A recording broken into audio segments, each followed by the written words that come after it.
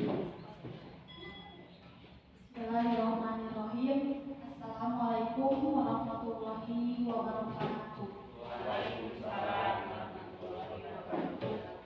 Yang saya hormati Ibu Kepala Sekolah beserta Ibu dan Bapak Guru SD Negeri Cikaret 3. Pertama-tama marilah kita panjatkan puji dan syukur atas kehadiran Allah Subhanahu wa Ta'ala.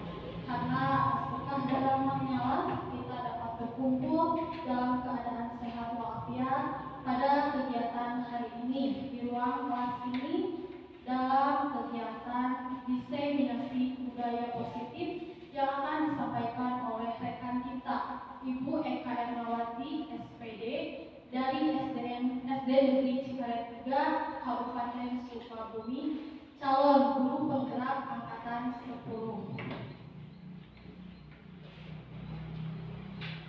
Salawat serta salam marilah kita curah limpahkan kepada junjungan kita Nabi Muhammad SAW.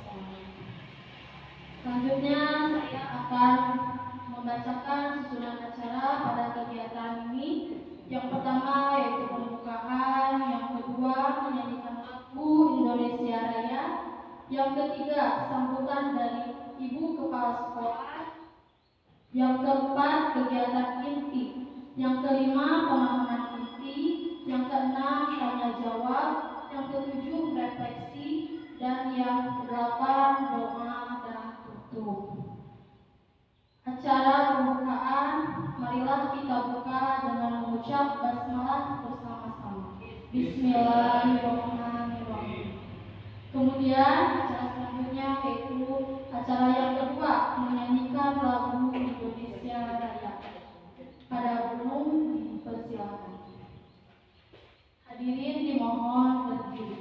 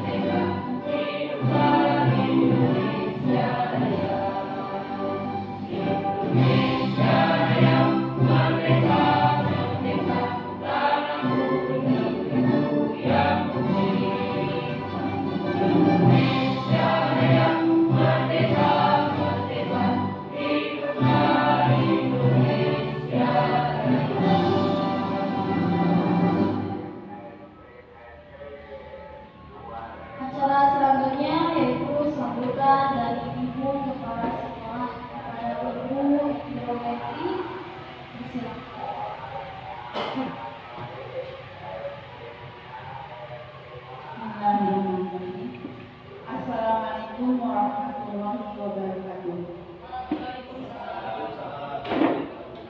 Alhamdulillahirrahmanirrahim. Assalatu wassalamu ala asyrofil anbiya'i wal mursalin sayyidina Muhammadin wa ala alihi washabihi ajmain. Asyhadu an la ilaha illallah wahdahu la syarika lahu wa asyhadu anna Muhammadan abduhu wa rasuluh.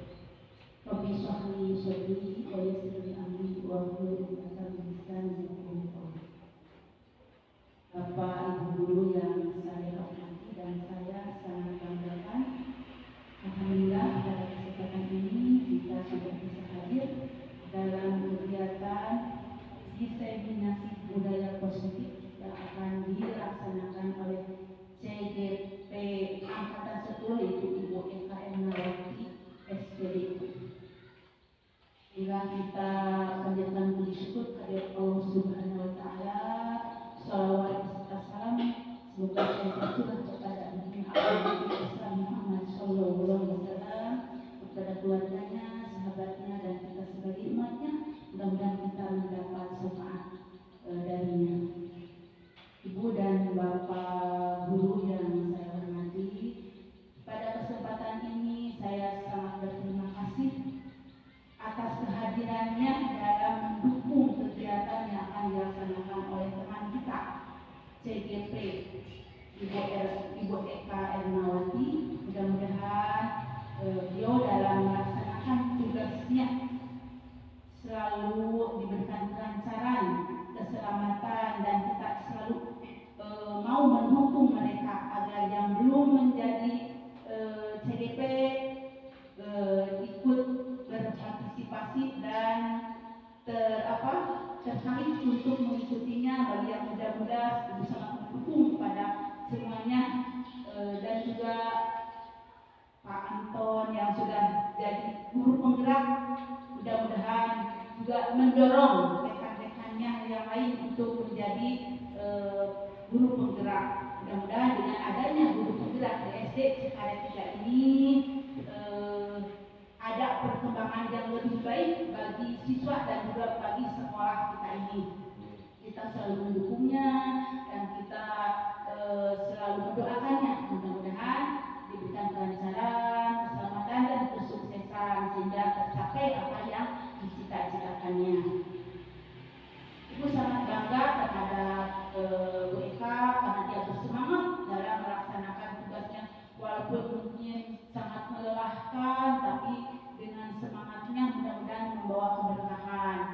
Dan juga Ibu harapkan semuanya bisa mengikuti apa yang diprogramkan dalam program pemerintah tentang CGP.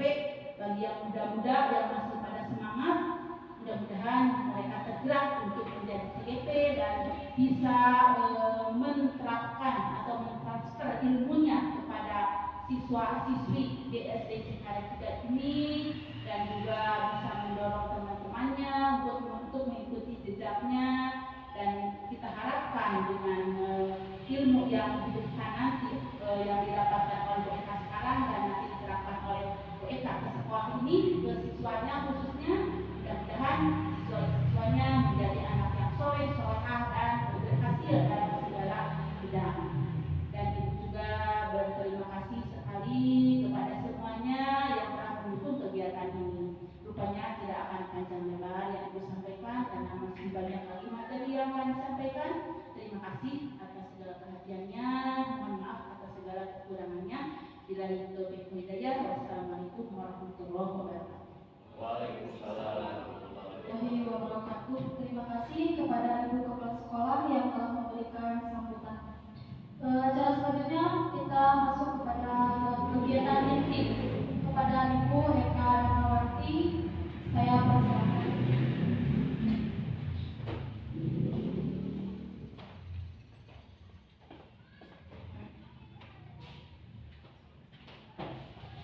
Baik, terima kasih atas waktunya. Bismillahirrahmanirrahim. Assalamualaikum warahmatullahi wabarakatuh. Waalaikumsalam warahmatullahi wabarakatuh. Selamat siang Bapak Ibu semuanya.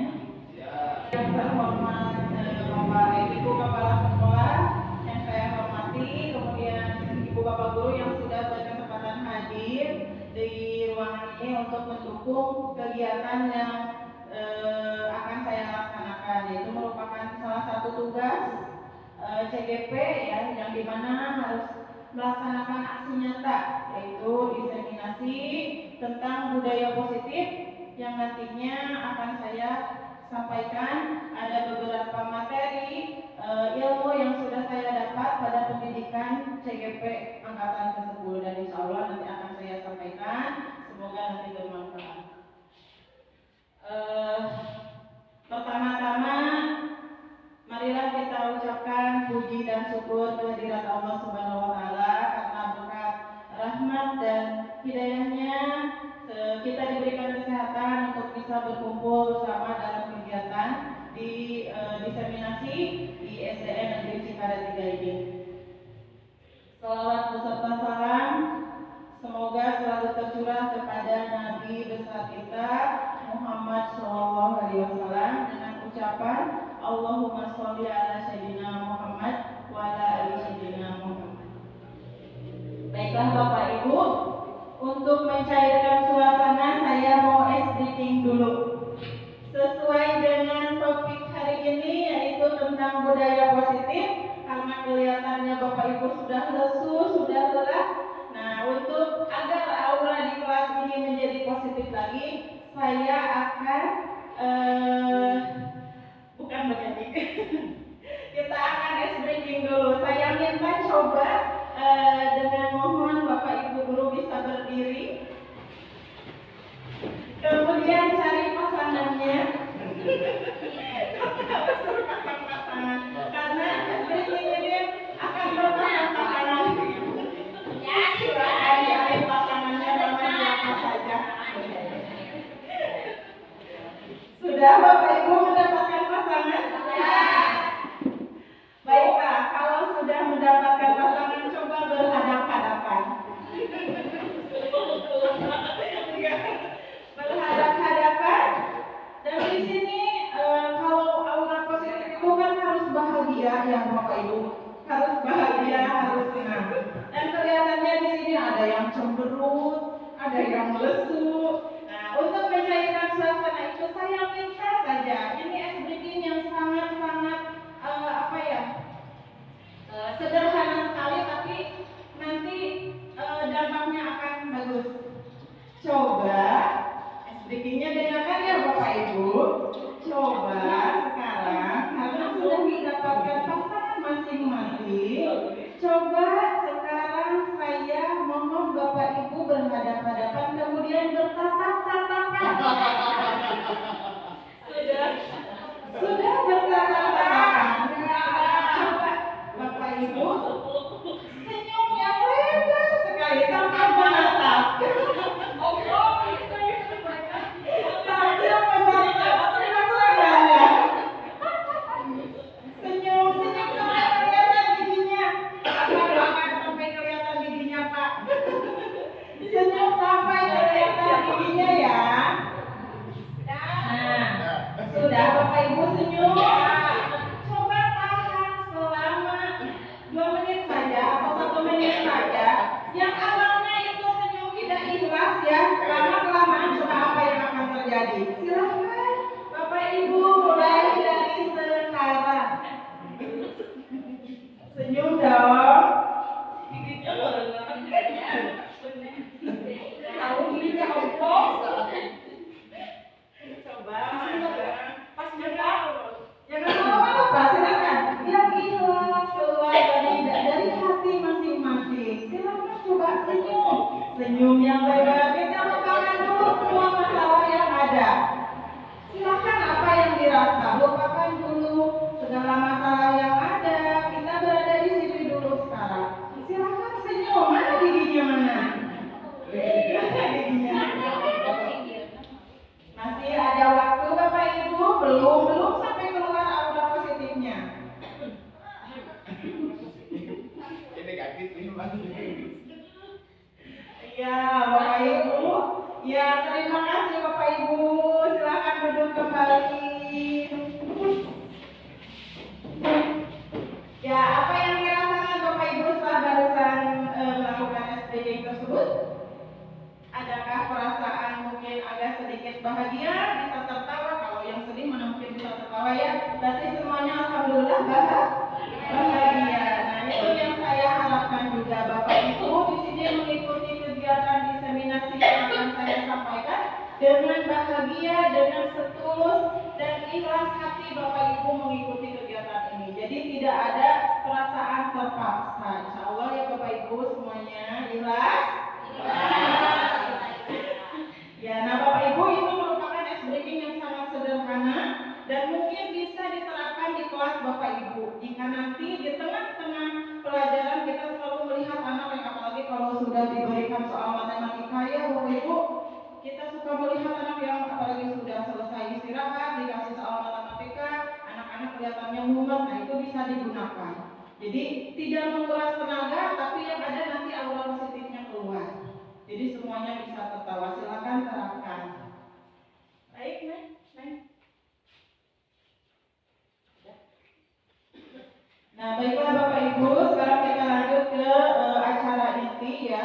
Di sini saya akan membacakan dulu capaian diseminasi yang akan saya laksanakan. Menerapkan strategi disiplin positif yang memerdekakan murid untuk menciptakan ekosistem sekolah aman dan berpihak pada anak. Kemudian di sini yang akan saya lakukan yaitu mendemonstrasikan pemahaman mengenai konsep budaya positif yang di dalamnya terdapat konsep perubahan paradigma, stimulus respon, dan teori kontrol. 3 teori motivasi internal dan eksternal, kemudian ada keyakinan kelas, hukuman dan penghargaan, 5 kebutuhan dasar manusia, dan 5 posisi kontrol guru dan segitiga restitusi. Nah, baiklah Bapak Ibu, saya yakin di sini juga kita karena sebagai guru kita selalu menciptakan budaya yang positif di sekolah kita. Nah, sebelum lanjut ke materi, saya mau bertanya dulu mungkin apa itu budaya positif kepada Bapak Ibu? Silakan. Menurut Bapak Ibu budaya positif itu apa sih? Silakan, monggo. Ada yang mau memaparkan? Boleh? Silakan Pak Anton, sebentar. Terima kasih Bu Eka. Saya akan mencoba apa sih itu budaya positif.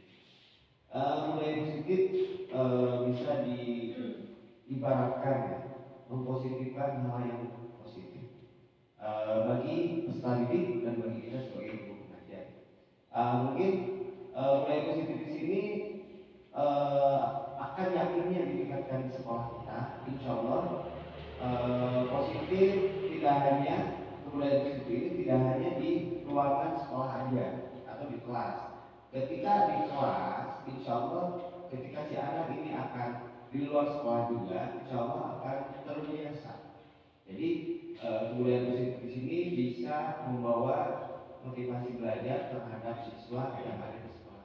Mungkin itu Bu. Terima kasih. Baik, tepuk tangan untuk Pak Anton, Bapak Ibu. Ya, betul sekali ya Bapak.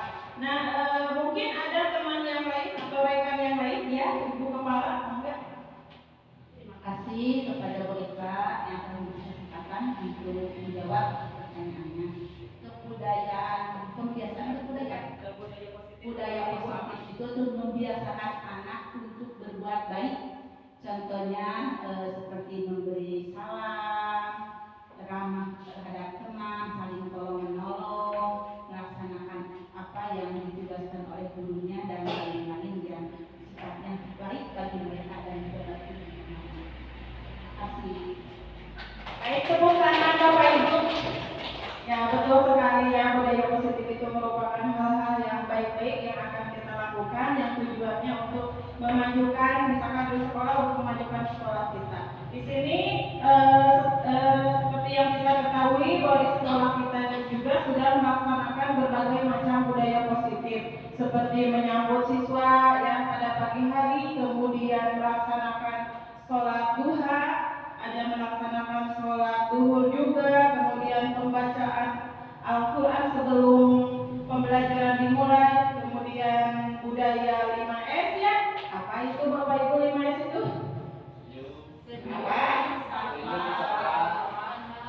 Terus? Sopan. Iya, betul.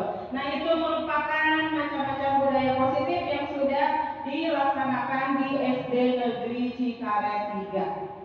Baik Bapak Ibu, di sini ada pertanyaan pemantik. Nah, sebelum kita lanjut ke materi yang selanjutnya, di sini ada pertanyaan pemantik.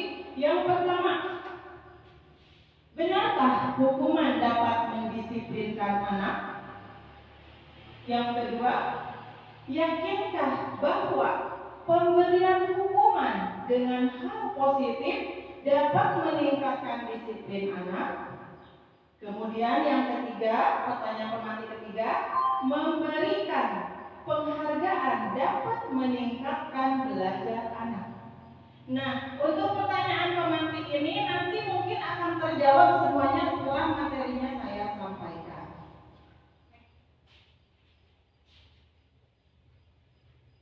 Nah, ini modul 1.4 budaya positif. Jadi yang saya diseminasikan di sini sebetulnya saya sekarang sudah selesai melaksanakan satu modul ya Bapak Ibu. Sekarang saya sedang melaksanakan modul kedua di dalam pendidikan guru penggerak. Jadi selama 2 bulan ini alhamdulillah ada ilmu yang bertambah pada diri saya dan insya Allah sekarang akan saya sampaikan dalam kegiatan ini.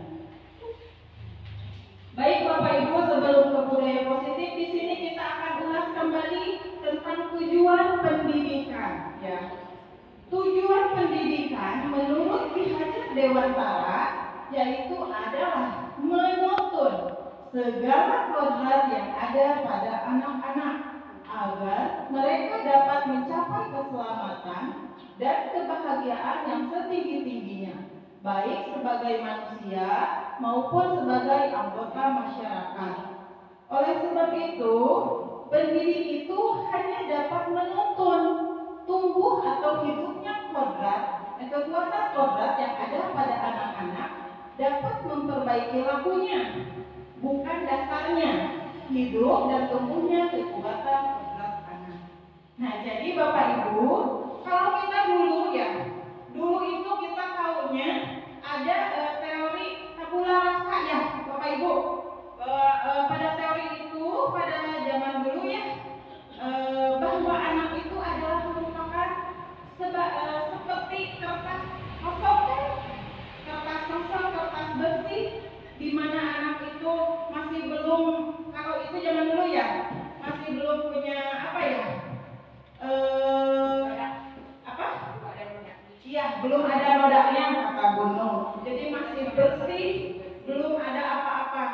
Dan itu mungkin nanti akan terisi dengan berbagai hal yang sudah disampaikan oleh Bapak Ibu di sekolahnya. Tetapi Bapak Ibu, setelah saya mengikuti pendidikan program calon guru penggerak ini, saya baru sadar bahwa itu sebetulnya kurang tepat. Nah, Bapak Ibu, menurut Ki Hajar Dewantara itu bahwa bahwa seorang anak itu bukan seperti kertas putih yang bersih tidak ada nodanya, tetapi anak itu sudah mempunyai bakat dan minatnya masing-masing. Jadi kita itu sebagai guru tugasnya hanya menuntun, mengantarkan anak itu atau bakat minat anak itu maunya seperti apa sih, anak itu dasarnya seperti apa sih, kita hanya akan menebalkan garis itu. Jadi hanya menuntun ya. Nah, di sini juga Ki Hajar Dewantara itu mengumpamakan pendidikan itu seperti petani dan ladangnya. Bagaimana petani dan ladangnya? Misal, seorang petani akan bercocok tanam, misalkan akan menanam sebuah tumbuhan dengan bibit dulu kan Bapak Ibu tidak ujuk-ujuk langsung ada kan tumbuhannya, jadi ditanam dulu kan. Nah, di sini si bibit tanaman itu meskipun si petani itu adalah seorang guru dan ladangnya itu sekolah, bibitnya itu siswa Bapak Ibu. Jadi meskipun bibit itu adalah bibit yang unggul, tetapi jika seorang petaninya tidak mengolahnya dengan baik, maka tidak akan tumbuh menjadi tumbuhan yang bagus. Nah, itu seperti itu Bapak Ibu. Jadi kita juga sebagai guru, kita mempunyai siswa nih. Dari siswa itu sudah mempunyai bakat dan minatnya masing-masing. Kita hanya menuntun dan mengantarkan siswa itu maunya jadi seperti apa. Kan tidak semua siswa ada yang pintar dalam berbagai hal kan, dalam berbagai bidang. Macam-macam kan siswa itu, mungkin saja ada yang pintarnya di dalam matematika, kemudian listeningnya, ya pintar berbahasanya. Nah itu akan kita angkatkan, akan kita tuntun agar apa nantinya di sini tercapai apa yang mereka inginkan. Nah itu Bapak Ibu, nah jika tumbuhan juga jika tidak dirawat, tidak diberi pupuk, terus ladangnya juga tidak diolah dulu, nah itu tidak akan menghasilkan suatu tumbuhan yang bagus. Begitupun kita sebagai guru. Baik, next.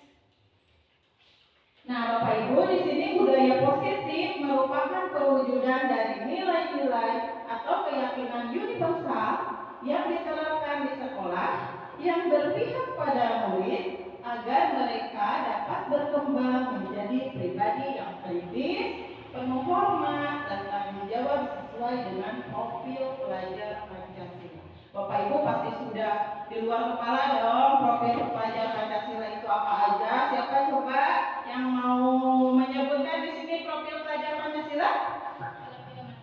Iya, coba Ibu Restu.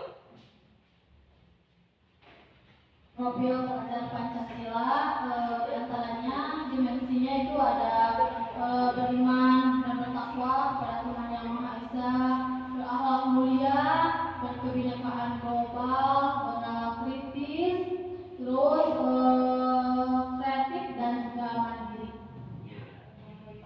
Gotong royong. Ketiga, tepuk tangan Bapak Ibu. Betul sekali ya. Jadi acuan kita sekarang itu yaitu mendidik anak itu harus sesuai dengan profil pelajar Pancasila.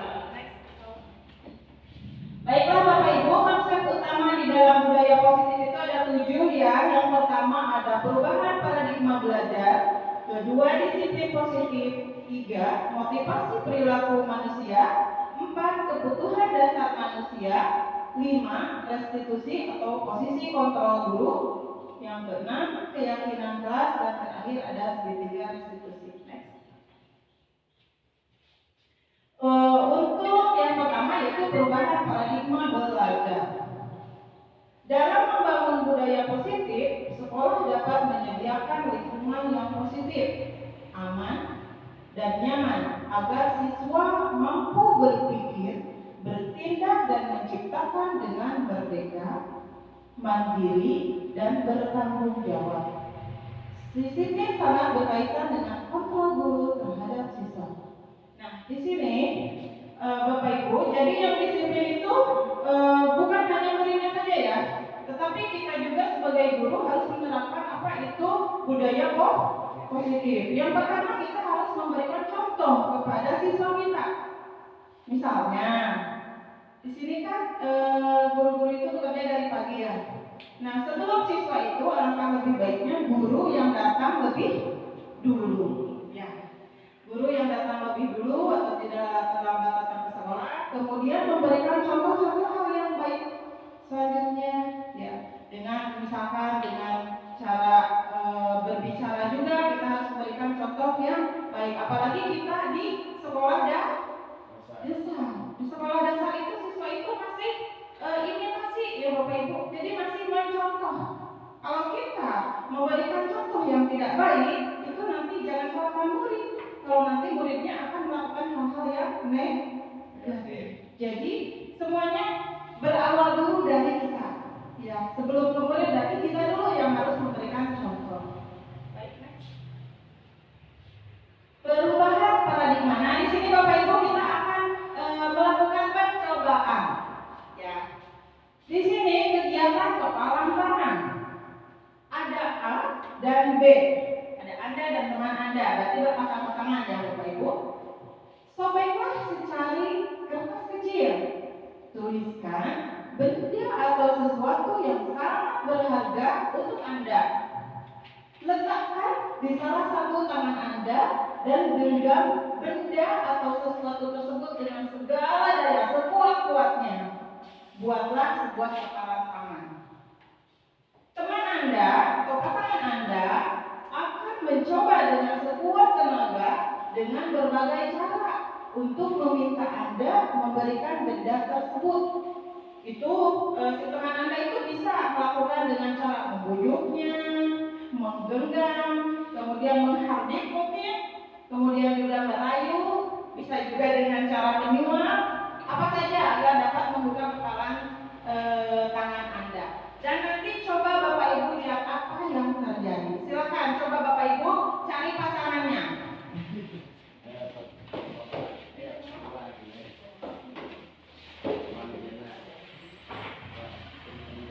Oke, silakan Bapak Ibu tuliskan di kertas atau jika tidak ada kertas ya nggak apa-apa. Kita anggap saja Ibu Bapak sedang mengepal sesuatu. Jadi ada dua peran ya, ada yang mengepal, ada yang berusaha membuka.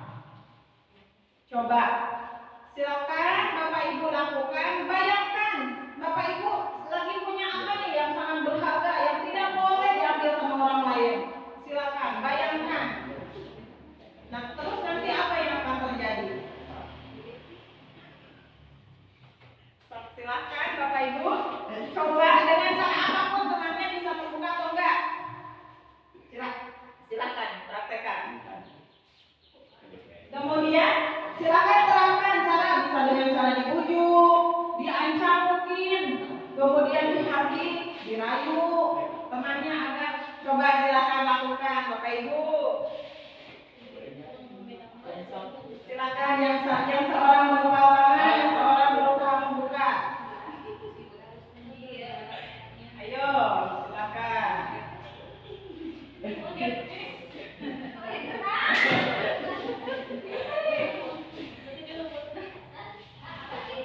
Ya, sudah Bapak Ibu. Nah, apa yang terjadi? Apa yang terjadi? Apa yang terjadi? Ayo, silakan mulai dari siapa yang barusan terbuka? Ya, usahawan silakan apa yang terjadi? Barusan pasangannya sama siapa? Iya, siapa yang mengepal tangan? Saya Iya, barusan terbuka atau tidak? terbuka tapi belum diambil kertasnya.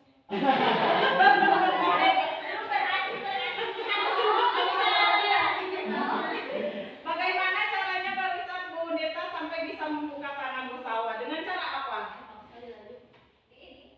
Diangkat. Oh, dipaksa sama Bu Neta. Tapi Bu Salwa tidak mempertahankan. Siapa lagi? Ya, siapa lagi mungkin yang barusan terjadi apa coba? Ibu, oh belum, coba Bu Haji praktekkan. Oh dirayu. Ya. Apa yang terjadi?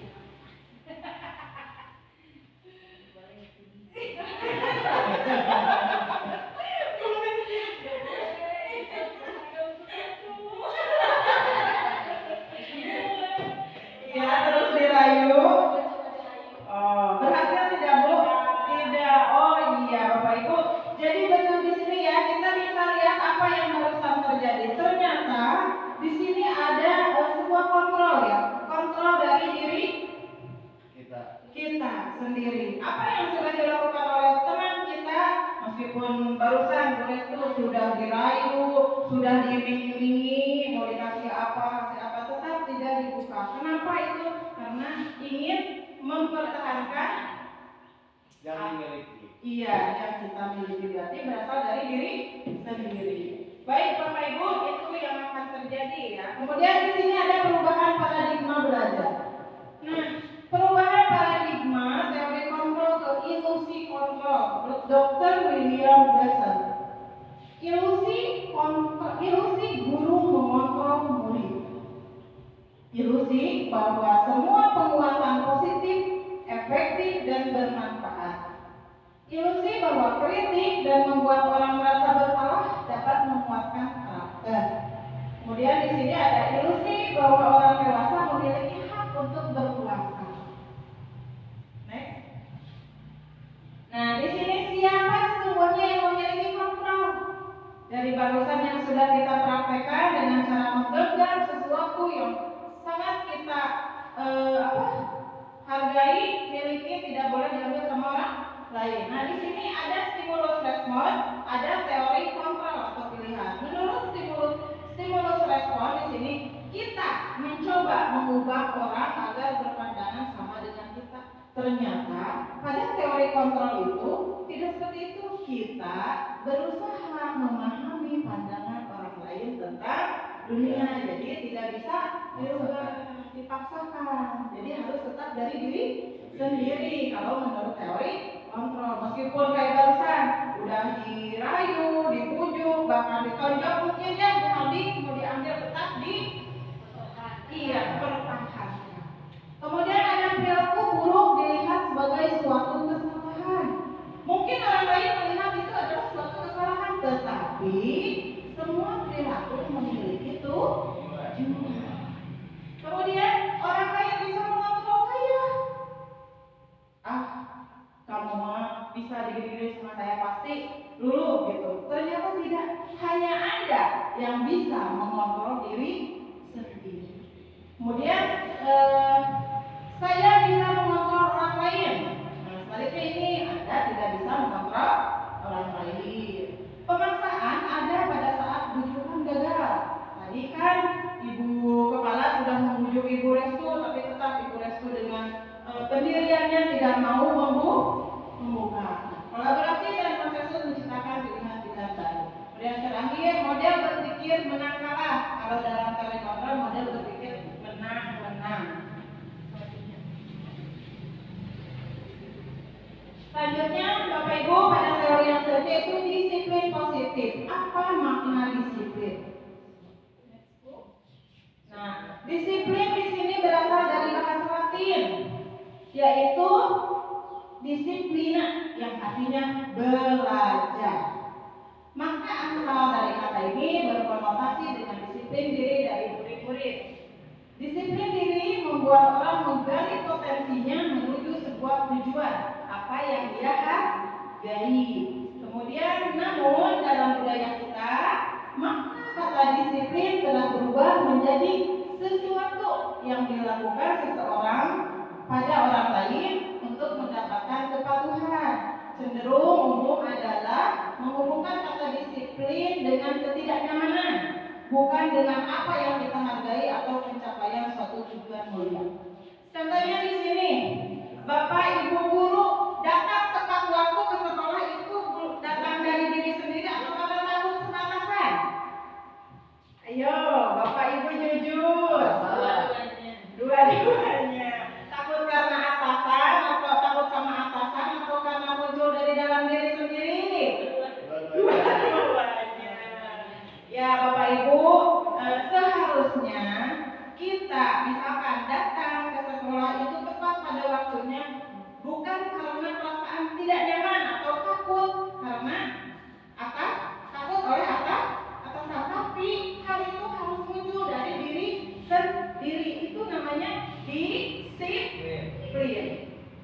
Nah, itu adalah satu contoh kecil ya Bapak Ibu. Terus kita melaksanakan sekarang lagi marak-maraknya banyak administrasi yang harus dulu laksanakan oleh Pak Menteri kan. Nah, apakah itu datang dari diri kita atau karena takut nanti gajinya tidak cair atau apa kalau tidak melaksanakan? Takut. Nah, harusnya itu ikhlas dari dalam diri sendiri ya. Karena apa? Hal yang baik akan kembali lagi kepada kita. Nanti hasilnya akan baik pula. Di situ adalah ada proses belajarnya.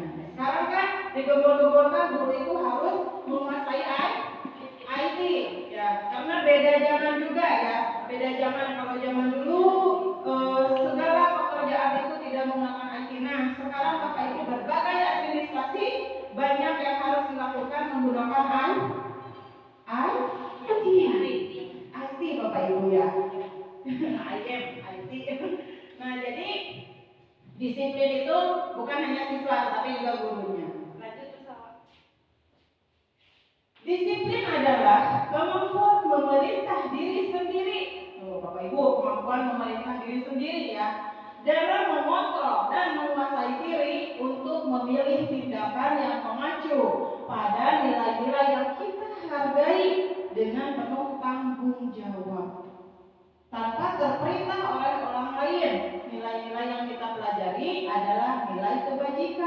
sifat positif manusia yang merupakan tujuan mulia yang ingin dicapai setiap individu, yaitu nilai-nilai dalam profil pelajar Pancasila.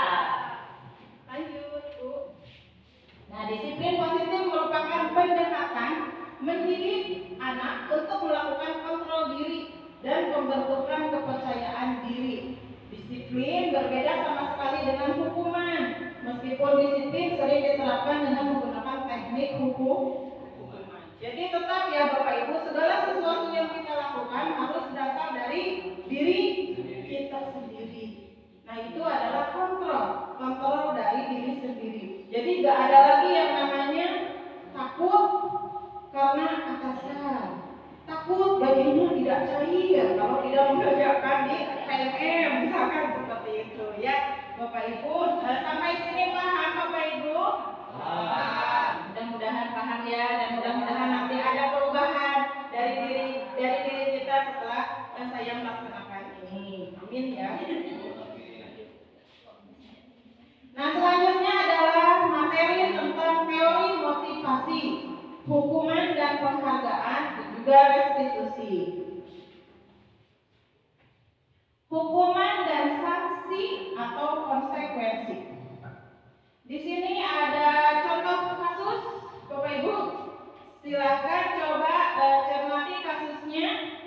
Iva kurang menguasai pelajaran matematika, sehingga pada saat pembelajaran tersebut berlangsung, ia lebih banyak berdiam diri atau menggambar di buku pelajarannya. Pada saat guru matematikanya, Pak Seno, menanyakan pertanyaan, Iva menjadi gugup dan tak sengaja menjatuhkan tasnya dari kursi, serta tiba-tiba menjadi gagap pada saat berupaya menjawab. Seluruh kelas pun tertawa melihat perilaku Iva yang bicara tergagap dan terkejut tersebut. Pak Seno pada saat itu membiarkan, nih ada kata-kata membiarkan, teman-teman Iva menertawakan Iva yang tergagap dan malu luar biasa, dan malahan minta Iva untuk maju ke depan dan berdiri di depan kelas sambil menunjuk hidungnya.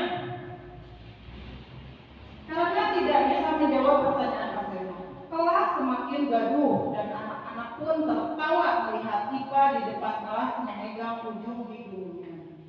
Nah, Bapak Ibu, di sini ada dua pertanyaan. Apakah Anda setuju dengan tindakan Pak Seno terhadap Iva? Setuju tidak? Tidak. Kenapa tidak setuju? Silakan, siapa yang mau menjawab? Kenapa tidak setuju? Silakan. Boleh Bu. Tidak setuju karena tindakan Pak Seno tersebut akan membuat dengan teman-teman menertawakan temannya itu nantinya akan membuat siapa tadi namanya Iva tersebut akan menjadi sangat tidak percaya diri, bahkan malu bersama teman-temannya. Bisa jadi besoknya itu anak itu tidak mau sekolah atau tidak mau mengikuti pelajaran Pak Seno tersebut. Tepuk tangan Bapak Ibu. Ya betul ya Bu. Di sini kebanyakan tidak setuju. Karena itu nanti akan mengantarkan anak daripada identitas gagal. Percaya diri siswa nanti akan hilang kalau seperti itu.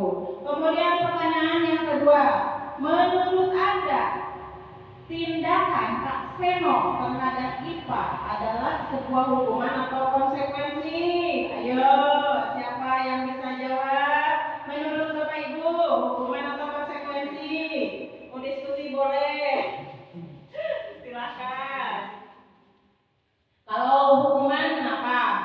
Kalau konsekuensi kenapa? Ayo Bapak Ibu. Menurut kita saja kita diskusi di kelas ini. Yuk, boleh Pak, silakan. Terima kasih Bu Ika. Mencoba menjawab tentang nomor 2 ya. Menurut Anda tindakan Pak Seno terhadap Iva adalah sebuah hukuman atau konsekuensi? Pertanyaannya mengapa? Kalau menurut saya di sini kedua-duanya. Ya. Yang pertama di sini ada hukuman, betul. yang namanya pasien di sini menghukum yang namanya IPA untuk apa tadi ke depan kelas, ya, seolah-olah itu disuruh ke depan kelas untuk menjawab pertanyaan yang dilontarkan oleh Pak Seno. Yang selanjutnya di sini termasuk konsekuensi. Berarti menurut saya, di mana yang adanya konsekuensi ini kita mulai lagi ke nilai budaya positif yang dilakukan di kelas. Ya, berarti kembali lagi ada istilahnya menghargai sesama teman sekelasnya. Jadi saling menghargai, kita sebagai guru sebelumnya memberikan nilai-nilai apa yang dilakukan untuk keyakinan kelas yang sudah dilakukan bersamaan. Mungkin itu ya. Jadi ada masuk sebuah hukuman, bisa juga termasuk konsekuensi. Jadi kedua-duanya itu memenuhi yang pertanyaan Bapak. Terima kasih. Tepuk tangan Bapak Ibu. Ya, terima kasih Bapak Anton atas tanggapannya ya. Jadi di sini kita sekarang belum bisa menentukan apakah itu hukuman atau konsekuensi. Mari kita lanjutkan, kita akan bahas ini semua ya Bapak Ibu bersama-sama. Semua perilaku memiliki tujuan. Teori motivasi perilaku. Untuk yang pertama ada dua motivasi, yaitu ada eksternal dan internal. Di sini ada yang pertama eksternal, itu untuk menghindari ketidaknyamanan atau hukuman apa yang akan terjadi apabila saya tidak melakukannya. Kemudian yang kedua ada masing-masing motivasi eksternal, itu untuk mendapatkan imbalan dari orang lain atau institusi apa yang akan saya dapatkan apabila saya melakukannya. Dan yang terakhir ini ada motivasi internal, tujuannya untuk disiplin positif ya, yaitu untuk menghargai diri sendiri. Saya akan menjadi orang yang seperti apa bila saya melakukannya. Nah, di sini ada pertanyaan Bapak Ibu. Menurut Anda dari ketiga jenis motivasi tadi, motivasi manakah yang saat ini paling banyak mendasari perilaku murid-murid Anda di sekolah? Nah, motivasi apa kelihatannya Bapak Ibu dari murid-murid Bapak Ibu di sekolah? Dari motivasi ini yang kita sudah lihat sehari-hari, motivasi yang mana yang cenderung timbul? Apakah untuk menghindari ketidaknyamanan atau hukuman? Apakah anak berbuat sesuatu itu untuk mendapatkan imbalan dari orang lain? Kemudian atau motivasi internal karena untuk menghargai diri sendiri. Yang sudah Ibu lihat di kelas murid-muridnya seperti apa? Kebanyakan dari motivasi mana? Untuk silakan. Sepertinya yang Ibu lihat murid-muridnya di kelas katanya dari motivasi eksternal. Ya, ada lagi yang lain, mungkin ada siswanya yang berbeda atau hampir sama semuanya.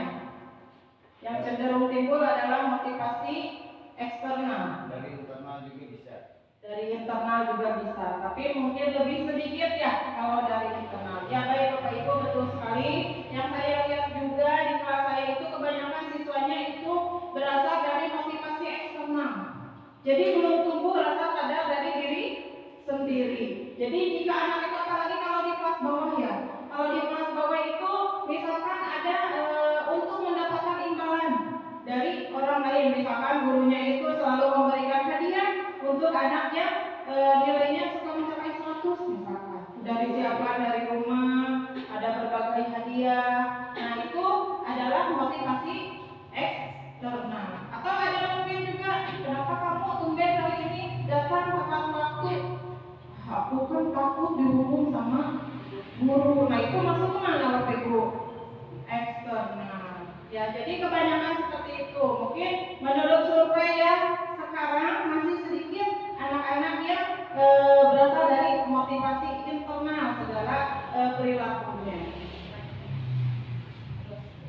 Nah, di sini ada hukuman, konsekuensi dan restitusi. siang tadi ya Bapak Ibu. Nah di sini hukuman itu apa sih? Hukuman itu ini adalah perbedaan ya Bapak Ibu, perbedaan dari hukuman, konsekuensi dan restitusi. Nah di sini ada hukuman. Kalau hukuman itu bersifat tidak terencana atau tiba-tiba.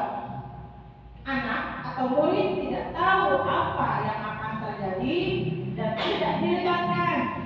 Hukuman bersifat satu arah karena hanya berasal dari kawan sekolah dari guru kan yang suka menghukum guru kan.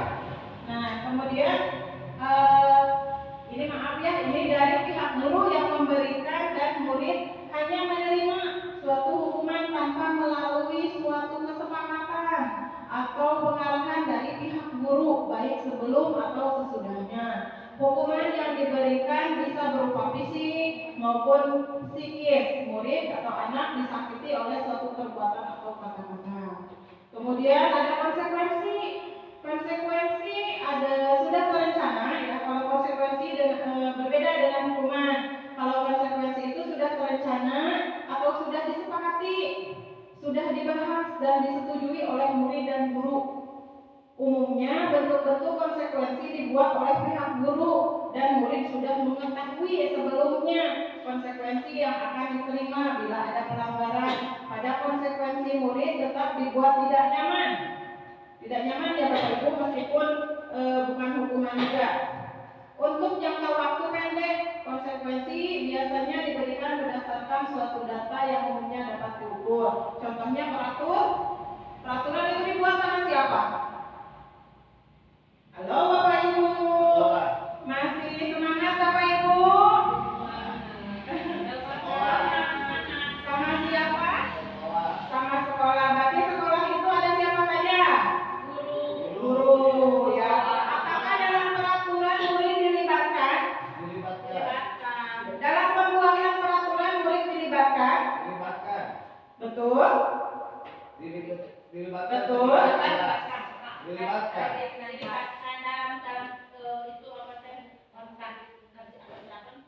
Iya, betul. Dilibatkan. Kalau hukuman, murid dilibatkan nggak? Misalkan ini, kamu sekarang datang terlambat. Silakan, sekarang kamu pergi ke WC, bersihkan WC. Itu sudah direncanakan belum? Belum. Dan kemudian itu siapa yang memerintah? Guru. Apakah murid tahu ketika murid terlambat dia akan disuruh membersihkan WC? Tidak. Berarti itu bedanya konsekuensi sama hukuman. Kemudian yang terakhir ada restitusi. Restitusi adalah proses menciptakan kondisi bagi murid untuk memperbaiki kesalahan mereka sehingga mereka bisa kembali pada kelompok mereka dengan karakter yang lebih kuat. Itu menurut dosen 2004. Restitusi juga merupakan proses kolaboratif yang mengajarkan murid untuk mencari solusi untuk masalah mereka dan membantu murid berpikir tentang orang seperti apa yang mereka inginkan dan bagaimana mereka harus memperlakukan orang lain. Nah nanti saya akan perlihatkan contoh restitusi yang segitiga restitusi yang sudah saya lakukan terhadap murid. Nanti akan saya perlihatkan. Nah ini merupakan tadi ya perbedaan antara hukuman, konsekuensi dan restitusi. Nah di sini kalau hukuman nanti akan menyebabkan pada identitas gagal. Kemudian kalau misalkan konsekuensi dan restitusi itu akan menghasilkan identitas sukses. Selanjutnya Bu, tugas perbedaan hukuman dan konsekuensi. Nah Bapak Ibu barusan saya sudah memperlihatkan perbedaan antara hukuman, konsekuensi dan restitusi. Nah sekarang coba kita akan coba tebak ini masuk ke dalam hukuman, konsekuensi atau restitusi. Yang pertama, mencatat 100 kali di dalam buku kalimat. Saya tidak akan terlambat lagi karena terlambat ke sekolah. Hukuman atau konsekuensi? Hukuman, oke, dikunci ya. Dia semuanya hukuman. Cung yang hukuman Cobi. Oh, berarti hukuman. Yang kedua, lari mengelilingi lapang basket 2 kali karena terlambat hadir di sekolah. Murid diminta untuk push up 15 kali karena tidak menggunakan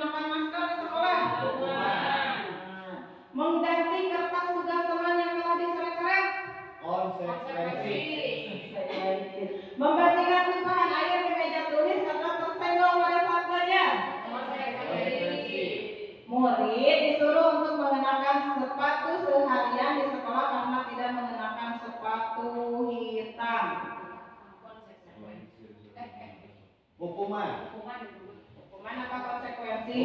Hukuman.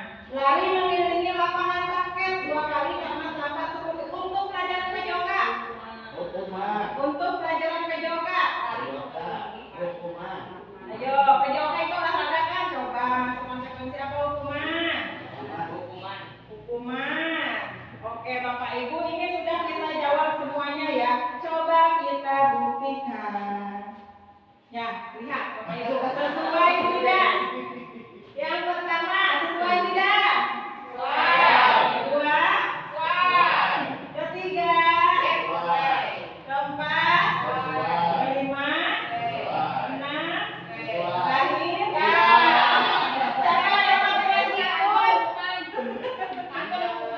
Ya, itu akan kembali lagi kepada kita ya Bapak Ibu. Selanjutnya, nah, dihukum oleh penghargaan. Di sini biasanya kita akan memberikan sesuatu kepada anak-anak.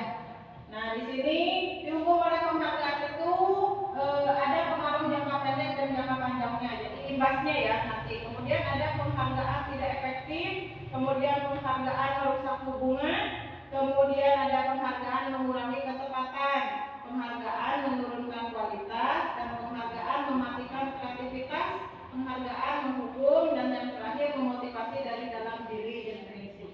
Jadi kalau dilihat dihukum oleh penghargaan itu merupakan sesuatu yang kurang tepat ya Bapak Ibu, kurang tepat. Nah, di sini restitusi. Restitusi membantu murid menjadi lebih memiliki tujuan. Ya, tujuan disiplin positif dan memulihkan dirinya sendiri setelah berbuat salah. Penekanannya bukanlah pada bagaimana berperilaku untuk menyenangkan orang lain atau menghindari ketidaknyamanan, namun tujuannya adalah orang-orang yang menghargai nilai-nilai kebajikan yang mereka percaya. Melalui restitusi ketika murid berbuat salah, guru akan menanggapi dengan cara yang memungkinkan murid untuk membuat evaluasi internal tentang apa yang dapat mereka lakukan untuk memperbaiki kesalahan mereka dan mendapatkan kembali harga dirinya. Restitusi menguntungkan orang yang telah berbuat salah. Selanjutnya, Bu. Nah, di sini ada kebutuhan materi yang selanjutnya ya Bapak Ibu, kebutuhan dasar manusia. Realita atau kebutuhan setiap orang berbeda. Kita harus berusaha memahami pandangan orang lain tentang dunia. Setiap orang memiliki gambaran yang berbeda. Nah, di sini kebutuhan dasar manusia itu yang pertama ada kasih sayang dan rasa diterima. Kemudian ada penguasaan, ada kebebasan, ada juga kesenangan dan survival atau bertahan untuk apa survival itu Bapak Ibu? Survival itu apa? Ayo, apa Bapak Ibu? Bertahan hidup. Oke, di sini setiap kegiatan atau tingkah laku kita di sekolah, misalkan anak, tingkah laku anak yang negatif itu pasti memiliki tujuan. Apakah dia butuh kasih sayang? Apakah dia ingin merasa berkuasa? Atau kesenangan, makan kebebasan, atau makan mungkin untuk bertahan hidup selanjutnya. Nah, di sini ada kasus Ibu Ani, guru kelas 5 di SD Pelita Hati, sedang bingung menghadapi ulah salah satu murid di kelas bernama Agus. Beberapa anak telah datang dan mengeluhkan Agus yang seringkali meminta bekal makan siang mereka dengan paksa. Jika Anda menghadapi situasi seperti Ibu Ani, apa yang akan Anda lakukan? Menurut Anda, kira-kira apa alasan Agus melakukan hal itu? Silakan Bapak Ibu, silakan coba ada yang bisa menanggapi soal ini atau kasus ini. Jadi ada seorang anak yang sering meminta bekal makan siang teman-temannya secara paksa, dan ini sudah beberapa kali terjadi.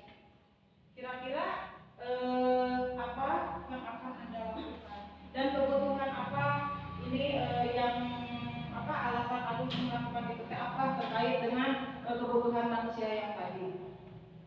Apakah karena Agus kurang kasih sayang dari orang tuanya, atau mungkin karena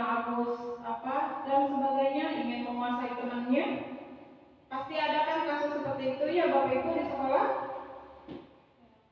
Siapa yang mau? Mau? Silakan. Jika Ibu kembali. Kalau menurut saya, sebagai seorang guru ya, atau sebagai Bu Ani, sebaiknya memanggil Agus untuk ditanyakan apa latar belakang dia melakukan hal tersebut kepada temannya. Karena sebagai guru kita tidak boleh langsung memarahi anak tersebut tanpa mengetahui latar belakang anak tersebut melakukan hal itu.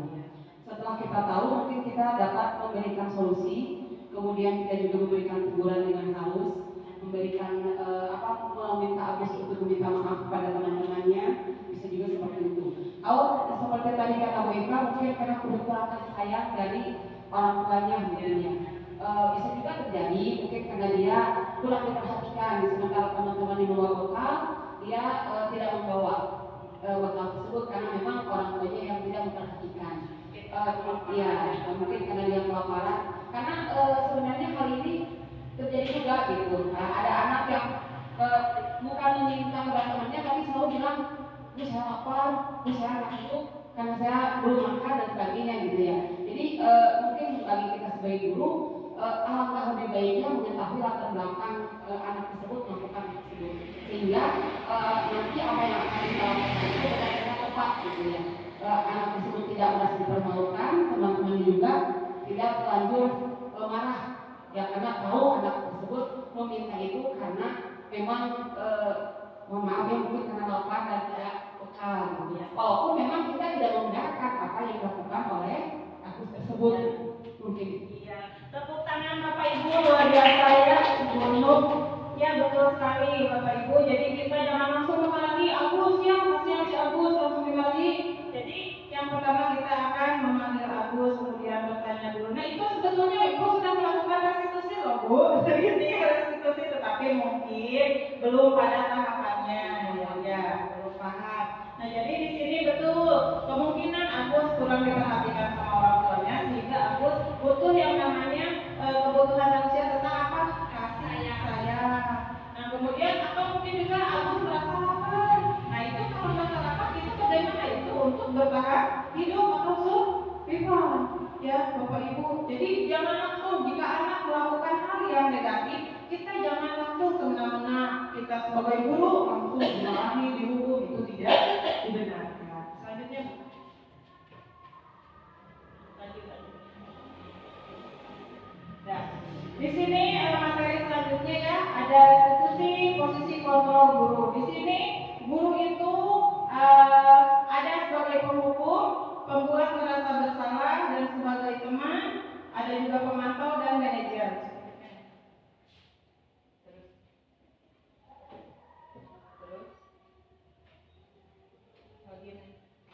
Nah, Bapak Ibu, di sini ada video.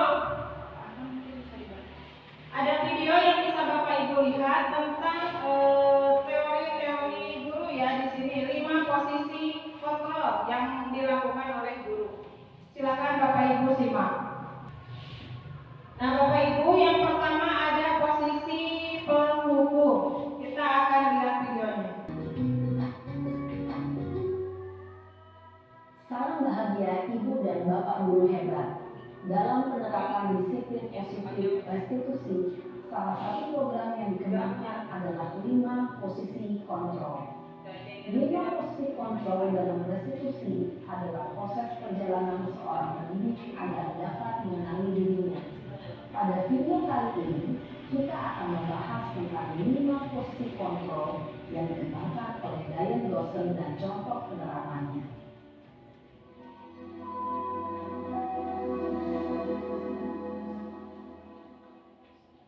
5 posisi kontrol itu adalah 1. Posisi penghukum, 2. Posisi pembuat merasa bersalah, 3. Posisi teman, 4. Posisi pemantau atau monitor, dan 5. Posisi manajer.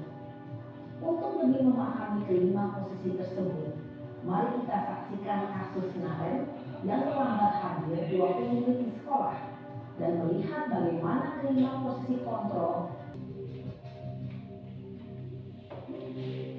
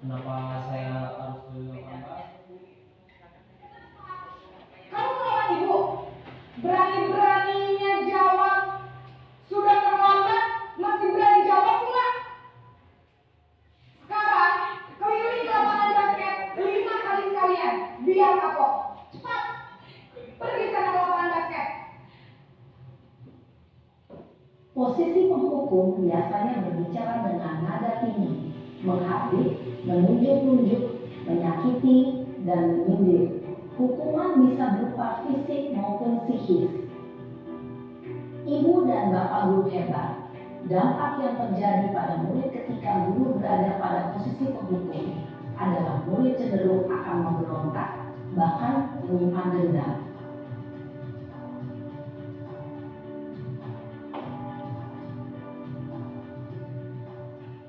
Ini adalah posisi yang kedua, posisi pembuat merasa bersalah.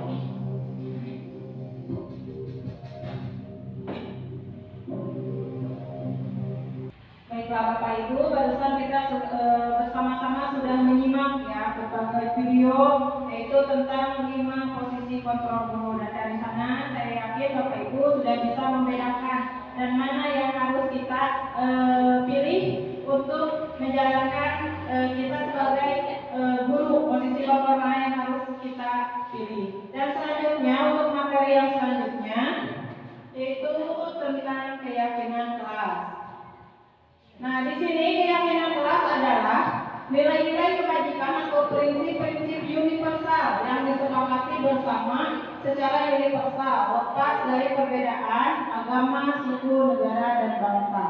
Suatu keyakinan menurut dosen, suatu keyakinan akan lebih memotivasi seseorang dari dalam atau intrinsik. Seseorang akan lebih bersemangat untuk menjalankan keyakinannya daripada hanya sekedar mengikuti peraturan. Jadi betul ya Bapak Ibu, jika di sekolah kita atau di kelas kita diterapkan ada yang namanya keyakinan kelas, itu akan lebih diikuti oleh murid. Karena apa?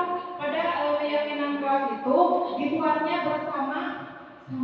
Ini adalah dokumentasi tentang pembuatan keyakinan kelas di kelas saya, khususnya di kelas 3. Jadi pertamanya kita pada tahapannya adalah kita bertanya kepada anak apa yang mereka inginkan di kelas tersebut agar pembelajaran terlaksana dengan baik. Kemudian di sini nanti anak menuangkan harapannya pada sebuah kertas, Bapak Ibu, yang kemudian nanti akan disimpan di depan. Kemudian nanti kita akan pilih mana yang lebih baik dan akan kita masukkan ke dalam keyakinan kelas. Dan ingat Bapak Ibu, di dalam pembuatan keyakinan kelas kita harus menggunakan kata yang positif ya. Jadi misalkan gini, jangan terlambat kata anaknya. Nulis anak di kertas, jangan terlambat. Berarti kita harus menggunakan kata contohnya datang tepat waktu. Nah, gitu, datang tepat waktu. Kemudian nanti dari kata-kata tersebut yang sudah dituangkan oleh anak, kita sepakati sama siapa? Sama semuanya, ada gurunya, ada siswanya. Jadi nanti ketika siswa melakukan pelanggaran, kita kembalikan lagi keyakinan kelas sesuai tidak dengan keyakinan kelas yang sudah kita buat. Nah, itu akan lebih mempermudah kita ketika kita menangani siswa yang melanggar aturan. Baik, ini adalah contoh kegiatan saya ketika membuat keyakinan kelas. Jadi siswa itu dilibatkan, siswa, guru, kemudian kepala sekolah juga ya di sini untuk mengetahui. Selanjutnya, nah Bapak Ibu, ini adalah materi yang terakhir yaitu tentang segitiga restitusi.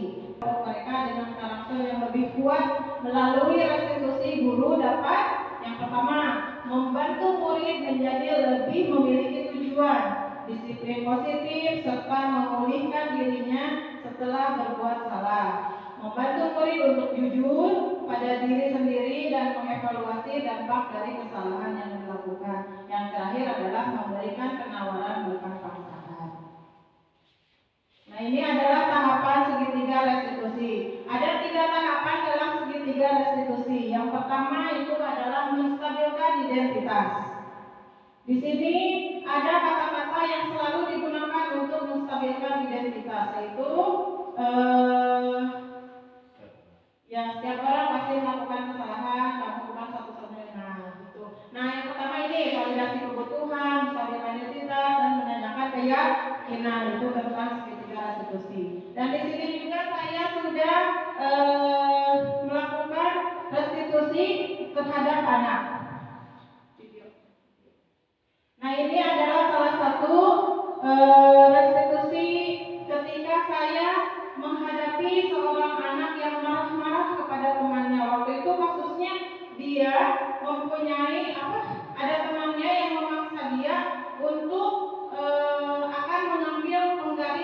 milik dia, tetapi dia tidak memberikannya. Nah, di sini ada tahapan yang pertama.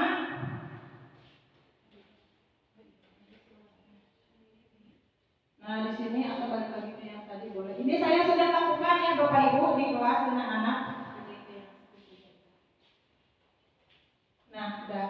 Nah, di sini. Jadi yang pertama itu validasi kebutuhan ya. Di sini adakah cara yang lebih efektif mendapatkan? Nah, itu kamu punya. Nah, ini bisa Ibu ya, Bapak Ibu lihat tentang tahapan segitiga restitusi. Baik Bapak Ibu, sampai sini ada yang ditanyakan? Tidak, lanjut. Oh, ada. Ustawal mau bertanya apa? Saya mau bertanya, siapa saja yang terlibat dalam pembuatan keyakinan kelas?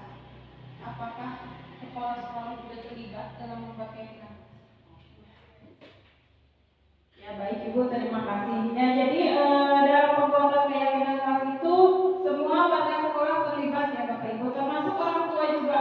Ya jadi orang tua itu harus mengetahui bahwa misalkan dalam keyakinan kelas siswa itu tidak terlambat ya, tidak terlambat. Jadi orang tuanya harus antisipasi dari rumah. Dari rumah anak itu harus diperhatikan bangunnya jam berapa, berangkatnya jam berapa. Kemudian di sekolah juga guru terutama. Guru adalah